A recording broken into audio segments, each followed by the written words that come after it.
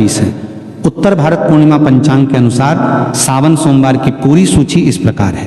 पहला सावन सोमवार व्रत 3 अगस्त 2026, दूसरा सावन सोमवार व्रत 10 अगस्त 2026, तीसरा सावन सोमवार व्रत 17 अगस्त 2026 और चौथा सावन सोमवार व्रत 24 अगस्त 2026 है। इस उपाय को पूरे सावन के महीने में किसी भी दिन या हर सोमवार को किया जा सकता है। दोस्तों, सावन का जो महीना और सोमवार का दिन होता है वो महादेव जी और श्री हरि नारायण के लिए बहुत ही बड़ा और पावन होता है।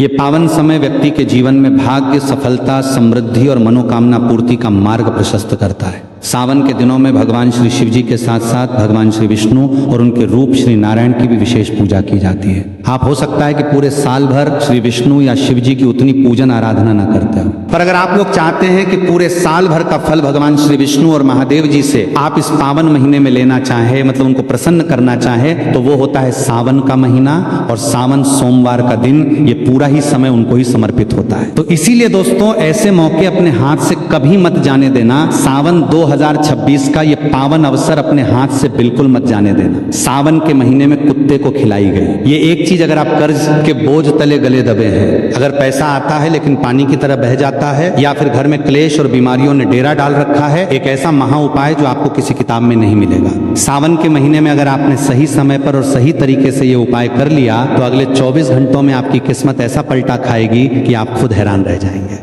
रंक भी राजा बन जाएगा और जो लोग आपकी बर्बादी का इंतजार कर रहे हैं वे आपकी तरक्की देखकर जल भुन जाएंगे। आपके जीवन के सारे बंद दरवाजे खोल देगी। साक्षात काल भैरव महादेव और श्री विष्णु की कृपा बरसेगी। लेकिन शर्त यह है कि तरीका सही होना चाहिए। एक छोटी सी गलती और पूरा उपाय बेकार हो सकता है। दोस्तों, सावन 2026 के ये दिन कोई साधारण दिन नहीं है। ये वो समय है जिसका इंतजार शायद आपकी किस्मत पिछले कई सालों से कर रही थी। मान्यता है कि जो भक्त पूरे नियम, श्रद्धा व संयम के साथ सावन का व्रत या पूजन करते हैं उन्हें जीवन में सब कार्यों में सफलता प्राप्त होती है। बिगड़े कार्य बनते हैं और पापों का नाश होता है।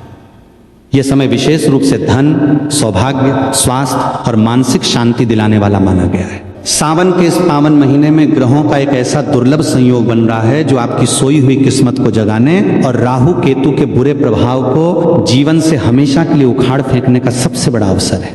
और इसका रास्ता जाता है एक बेजुबान जीव के माध्यम से। कुत्ता जी, हाँ कुत्ता, आप सोच रहे होंगे कि सावन, महादेव और कुत्ते का क्या संबंध? यही तो वो रहस्य है जो अगर आप आज समझ गए तो यकीन मानिए सावन का महीना बीतते बीतते आपकी तिजोरी और आपकी तकदीर दोनों का नक्शा बदल चुका होगा। वीडियो में हम आपको बताएंगे कि सावन के महीने में आपको चुपचाप कुत्ते को वो कौन सी एक चीज खिलानी है जिसे खाते ही उस कुत्ते की आत्मा आपको वो आशीर्वाद देगी जो साक्षात्कार काल भैरव का आशीर्वाद होगा। दोस्तों, वीडियो को छोड़ने की गलती बिल्कुल मत करना, क्योंकि आधा अधूरा ज्ञान जहर के समान होता है। अगर आप जानना चाहते हैं कि वो एक चीज क्या है और उसे खिलाने का सही समय और सही तरीका क्या है, तो जीवन उपाय के साथ बिल्कुल एकाग्र होकर बने रहें। एक एक शब्द को ध्यान से सुने, क्योंकि ये जानकारी शायद इंटरनेट पर आपको दोबारा ना मिले। चलिए सबसे पहले समझते हैं कि आखिर कुत्ता ही क्यों। हमारे शास्त्रों में कुत्ते को भगवान काल भैरव का वाहन माना गया है। काल भैरव जो स्वयं भगवान शिव का ही रुद्र रूप है। जब हमारी कुंडली में शनि, राहु या केतु ये 3 पापी ग्रह अपनी बुरी नजर डालते हैं तो इंसान का बना बनाया काम बिगड़ने लगता है। घर में क्लेश होता है, पैसा आता है लेकिन टिकता नहीं, बीमारियां पीछा नहीं छोड़ती, इंसान डिप्रेशन में चला जाता है। क्या आपके साथ भी ऐसा हो रहा है? अगर हाँ तो समझ लीजिए कि शनि और केतु आपको परेशान कर रहे हैं। और ज्योतिष शास्त्र में स्पष्ट लिखा है कि केतु ग्रह को शांत करने का, उसे अपने पक्ष में करने का सबसे सरल और सबसे सटीक उपाय है कुत्ते की सेवा। कुत्ता केतु का प्रतीक है। जब आप कुत्ते को प्रसन्न करते हैं तो आप सीधे सीधे केतु ग्रह को शांत कर रहे होते हैं। और केतु क्या है? केतु मोक्ष है। केतु अचानक धन लाभ है। केतु वो ऊंचाई है जो आपको फर्श से अर्श तक ले जा सकती है। अब बात करते हैं सावन के महीने की। सावन के दिन जब आप कुत्ते को, जो कि शनि और केतु का कारक है, एक विशेष वस्तु खिलाते हैं तो आप गुरु और केतु का मिलन करवा देते हैं। ज्योतिष में जब गुरु और केतु मिलते हैं तो निर्माण होता है गणेश योग का। ये वो योग है जो रंक को भी राजा बना देता है। तो दोस्तों, अब दिल थाम कर बैठिए, हम आपको बताने जा रहे हैं कि वो प्रक्रिया क्या है। सावन में किसी भी दिन या सावन सोमवार की सुबह जब आप सोकर उठें तो सबसे पहले अपने हथेलियों के दर्शन करें और धरती माता को प्रणाम करें। स्नान करने के बाद आपको पीले रंग के कपड़े पहनने हैं। अगर पीले कपड़े नहीं हैं तो कम से कम एक पीला रुमाल या पीला धागा अपने पास रख लें। अब आपको अपने घर की रसोई में जाना है। ध्यान रहे, ये उपाय आपको खुद अपने हाथों से करना है, किसी नौकर से या किसी और से नहीं करवाना। आपको अपने हाथों से एक रोटी बनानी है, लेकिन ये रोटी साधारण रोटी नहीं होगी। यही तो वो गुप्त भेद है। इस रोटी को बनाते समय आपको इसमें नमक नहीं डालना है। याद रखें, कुत्ते को नमक नहीं देना चाहिए, इससे उसे भी नुकसान होता है और ज्योतिषीय रूप से भी ये सही नहीं है। आपको एक सादी रोटी बनानी है, लेकिन इस रोटी को बनाने के लिए जो आटा आप गूंथेंगे, उस आटे में आपको एक चुटकी हल्दी मिलानी है। जी हाँ, हल्दी। हल्दी गुरु ग्रह का प्रतीक है। हल्दी भगवान विष्णु को प्रिय है। जब आटे में हल्दी मिलती है तो वो रोटी सिर्फ भोजन नहीं रहती, वो एक दिव्य भोग बन जाती है। अब तवे पर उस रोटी को सेक लें। रोटी जब सिक जाए तो उसे उतारकर एक अलग थाली में रख लें। अब आती है सबसे मुख्य बात, उस रोटी के ऊपर आपको क्या लगाना है। लेकिन अभी तक आपने जीवन उपाय को सब्सक्राइब नहीं किया है भक्तों, तो चैनल को जरूर सब्सक्राइब कर लीजिए, ताकि आने वाली सावन की जो वीडियो है वो आपको सबसे पहले प्राप्त हो सके। और कमेंट बॉक्स में हर हर महादेव लिखना ना भूलें, ताकि आपकी पुकार सीधे महादेव तक पहुंच सके। तो चलिए बात करते हैं दोस्तों। कुत्ते को तेल लगी हुई रोटी खिलाने से शनि दोष दूर होता है, लेकिन सावन के पवित्र महीने में हमें सिर्फ शनि को नहीं बल्कि गुरु और केतु को भी साधना है। इसीलिए आप उस हल्दी वाली रोटी के ऊपर अपनी तर्जनी उंगली से, यानी अंगूठे के पास वाली उंगली से थोड़ा सा शुद्ध सरसों का तेल लगाएंगे और उस तेल के ऊपर आपको रखना है एक छोटा सा टुकड़ा गुड़ का। जी हाँ, गुड़ सूर्य का प्रतीक है। गुड़ मिठास है, गुड़ ऊर्जा है। जब हल्दी, गुरु, तेल, शनि और गुड़ सूर्य एक साथ मिलते हैं और ये भोग जब केतु कुत्ते के पेट में जाता है तो ब्रह्मांड में एक ऐसी ऊर्जा उत्पन्न होती है जो आपके सारे बंद रास्तों को खोल देती है। लेकिन रुकिए, अभी उपाय पूरा नहीं हुआ है। सिर्फ रोटी खिला देने से काम नहीं चलेगा। खिलाने का तरीका और खिलाते समय आपके मन के भाव सबसे ज्यादा मायने रखते हैं। अक्सर लोग गलती क्या करते हैं, रोटी फेंक कर कुत्ते के सामने डाल देते हैं जैसे कोई एहसान कर रहे हो। ये बहुत बड़ी गलती है। अगर आप अहंकार में या घृणा में रोटी देंगे तो उसका फल आपको कभी नहीं मिलेगा, उल्टा पाप लगेगा। आपको उस रोटी को लेना है और घर से बाहर निकलना है। सावन के दिनों में कोशिश करें कि आपको कोई काला कुत्ता मिल जाए। अगर काला कुत्ता मिल जाए तो समझ लीजिए कि सोने पर सुहागा है। साक्षात काल भैरव की कृपा आप पर बरसने वाली है। लेकिन अगर काला कुत्ता ना मिले तो आप किसी भी रंग के कुत्ते को, चाहे वो भूरा हो, सफेद हो या चितकबरा हो, ये रोटी खिला सकते हैं। बस ध्यान रहे, वो कुत्ता पालतू नहीं होना चाहिए। वो गली का आवारा कुत्ता होना चाहिए जिस पर किसी का ध्यान न जाता। जब आप कुत्ते के पास जाएं तो डरे नहीं, मन में प्रेम रखें, उसे प्यार से बुलाएं और रोटी को जमीन पर किसी साफ जगह पर रखें या किसी कागज या पत्तल पर रखें। सीधे धूल मिट्टी में न फेंकें। और जब कुत्ता वो रोटी खाने लगे तो आपको वहीं खड़े होकर मन ही मन एक मंत्र का जाप करना है। वो मंत्र बहुत शक्तिशाली है, ओम बटुक भैरवाय नमः।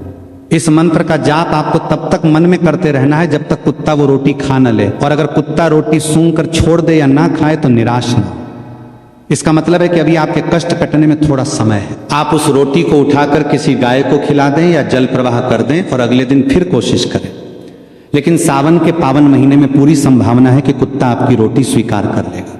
एक बात का विशेष ध्यान रखें, जब कुत्ता रोटी खा ले तो आपको पीछे मुड़कर नहीं देखना है, सीधे अपने घर आ जाना है और घर आकर हाथ पैर धो लेने हैं। दोस्तों, ये सुनने में बहुत छोटा सा उपाय लगता है, एक हल्दी वाली रोटी, थोड़ा सा तेल और गुड़, लेकिन इसका प्रभाव इतना गहरा है कि आप कल्पना भी नहीं कर सकते। चलिए हम आपको एक छोटी सी सच्ची घटना बताते हैं।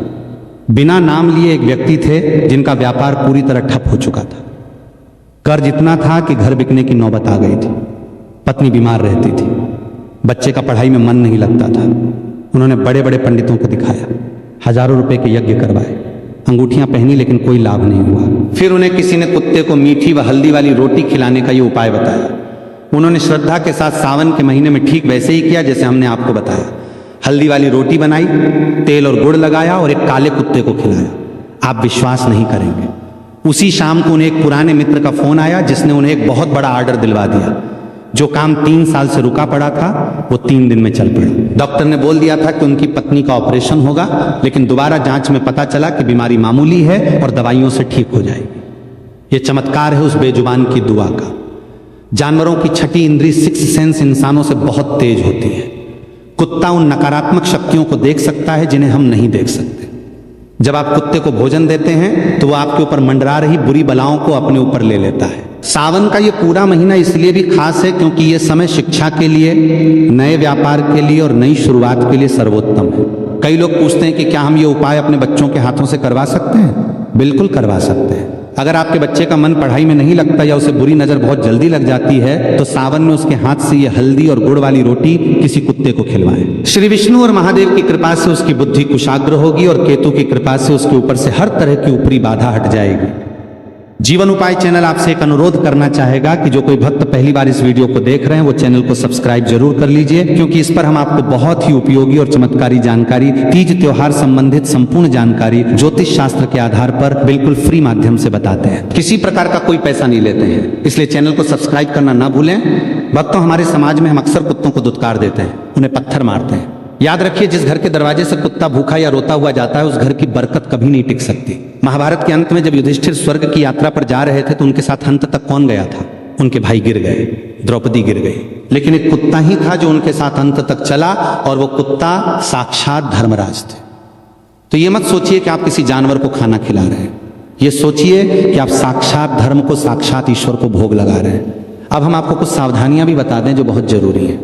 पहली सावधानी, रोटी बासी नहीं होनी चाहिए। कई लोग रात की बची हुई रोटी सुबह कुत्ते को दे देते हैं। सावन के इस विशेष उपाय में ऐसा बिल्कुल ना करें। ताजा आटा गूंथे और ताजा रोटी बनाएं। दूसरी सावधानी, अगर आपके आसपास बहुत सारे कुत्ते हैं और वे रोटी के लिए आपस में लड़ने लगे तो तमाशा न देखें, रोटी के टुकड़े करके सबको दे दें ताकि क्लेश ना हो। तीसरी सावधानी, मन में शंका न रखें, विश्वास ही फलदायी होता है। चौथी सावधानी, ये उपाय करते समय किसी से बात ना करें, मौन रहें, अपना ध्यान प्रार्थना पर रखें। दोस्तों, सावन का महीना चल रहा है, अपनी तैयारी पूरी रखें। हल्दी, गुड़, सरसों का तेल घर में रखें, सुबह जल्दी उठें। ब्रह्म मुहूर्त में किया गया उपाय 1000 गुना फल देता है।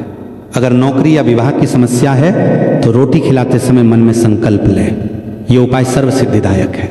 दोस्तों, सावन के इस पावन महीने में यदि आप एक और विशेष उपाय कर लेते हैं तो आपके जीवन से गरीबी हमेशा के लिए समाप्त हो सकती है। आज जीवन उपाय चैनल पर हम आपको प्रकृति द्वारा प्रदान किए गए कुछ ऐसे चमत्कारी पौधों के बारे में बताएंगे जिनका मात्र स्पर्श करने से धन संबंधी परेशानियां दूर हो सकती हैं। यदि आप इन पौधों की जड़ या वृक्ष को सावन के दिन बताए गए नियमों के अनुसार स्पर्श करते हैं और अपने घर ले आते हैं तो आपको अपार धन लाभ प्राप्त हो सकता है। जब तक बताए गए उपायों को पूरी श्रद्धा से नहीं किया जाता तब तक उनका प्रभाव संपूर्ण रूप से नहीं मिलता। सावन के महीने में इन देव वृक्षों के बारे में स्वयं महादेव ने बताया है कि जो भी व्यक्ति सही समय और सही मुहूर्त पर सावन में इन वृक्षों को छूकर आ जाता है उसके घर में स्वयं महादेव जी का वास हो जाता है और उसके जीवन के दुख कष्ट समाप्त हो जाते हैं। पहला वृक्ष है बेल का वृक्ष। सावन में बेल का पेड़ सबसे महत्वपूर्ण माना गया है। भगवान शिव को बेलपत्र अत्यंत प्रिय है। स्कंद पुराण के अनुसार बेल वृक्ष में माता पार्वती और लक्ष्मी जी का वास होता है। इसे छूने से दरिद्रता का नाश होता है। दूसरा वृक्ष है वट वृक्ष बरगद। यह समृद्धि और दीर्घायु का प्रतीक है। इसके नीचे दीपक जलाएं और इसे स्पर्श करके ओम नमः शिवाय का जाप करें। तीसरा वृक्ष है नीम का पेड़ जो स्वास्थ्य और नकारात्मक ऊर्जा से मुक्ति दिलाता है।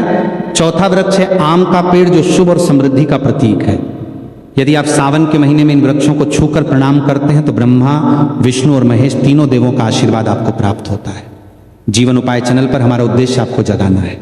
उठिए और अपने जीवन की बागडोर अपने हाथ में लीजिए। हैश भाग एक सावन मास का गढ़, आध्यात्मिक महत्व और ग्रहों का महासंयोग। सनातन धर्म के पंचांग और वैदिक ज्योतिष में श्रावण मास को केवल एक साधारण महीना नहीं बल्कि सिद्ध काल माना गया है। शास्त्रों में कहा गया है कि जब सूर्य कर्क राशि में प्रवेश करते हैं और भगवान श्री हरि विष्णु 4 माह के लिए योग निद्रा में क्षर सागर में गमन करते हैं तब इस संपूर्ण सृष्टि के संचालन, पालन और रक्षा का भार स्वयं देवाधिदेव महादेव अपने कंधों पर ले लेते हैं। हैश संख्या 1.1 एक सावन और सर्व मनोकामना पूर्ति का रहस्य। सावन के इस महीने में ब्रह्मांडीय ऊर्जा, कॉस्मिक एनर्जी अपने उच्चतम स्तर पर होती है। पृथ्वी पर जल तत्व और वायु तत्व में एक अलौकिक जागृति आती है।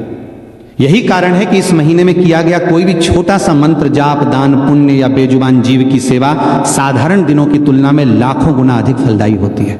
यदि आप लंबे समय से आर्थिक तंगी, व्यापार में घाटे, कर्ज के बोझ, बीमारियों या पारिवारिक कलह से जूझ रहे हैं तो ये मान लीजिए कि आपकी कुंडली में शनि, राहु, केतु या गुरु ग्रह प्रतिकूल स्थिति में है। लेकिन सावन का ये पावन महीना वो दिव्य समय है जब आप बिना किसी बड़े धन खर्च केवल सात्विक नियमों और शास्त्रों में बताए गए सटीक उपायों से अपनी कुंडली के सारे ग्रह दोषों को शांत कर सकते हैं। हैश भाग 2 केतु, शनि और राहु को शांत करने